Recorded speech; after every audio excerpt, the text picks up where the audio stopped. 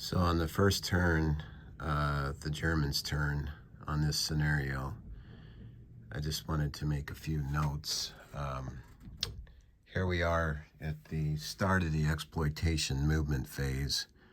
It's the October 1st turn for the Germans, just kicking off the offensive of Operation Typhoon. And I have to say that I've got quite the assault going on here. There was 2 armored units that were Soviets cleared out that basically are on this road to Orel. And really, with that extra 33% of movement for that special rule for the first turn for the Germans, kind of broke the breach on that bridge that's empty there, and then moved 3 panzer divisions in reserve. So those have yet to be released, and they're all in movement phase.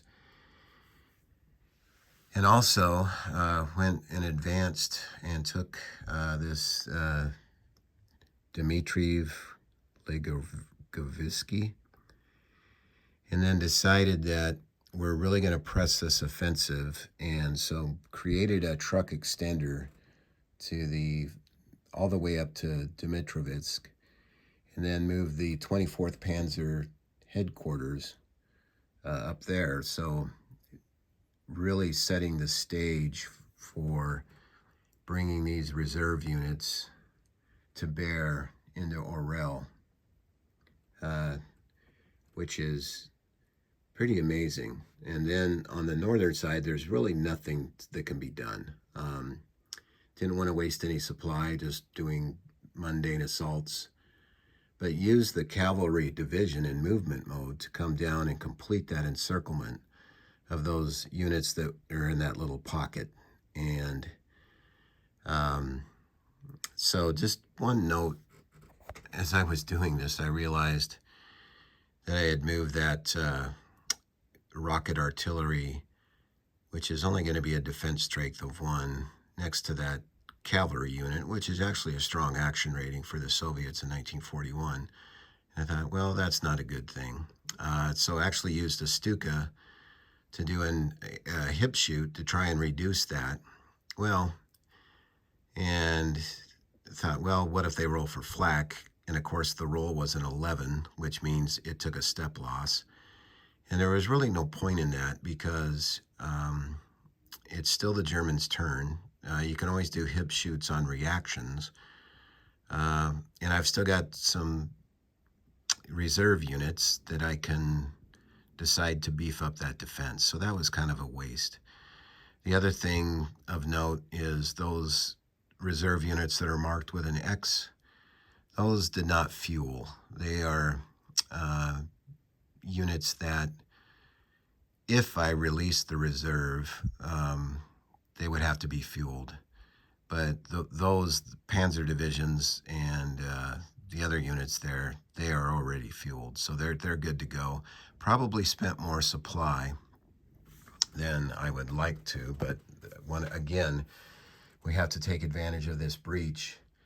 And those pocketed units, by the way, are none of those hexes are heavy woods, so none of those are applicable for the tree bark soup provision for trace supply. Not that if I was the Russians I would do that, but it's not an issue here. And same in the south. Really no Schwerpunkt that's going on.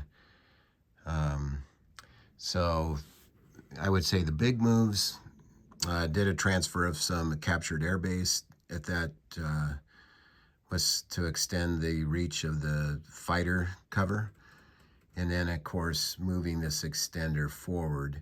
So I'm going to do another brief update at the end of exploitation phase, because this is, as Dean would say in the rules, a widening torrent on a blitzkrieg.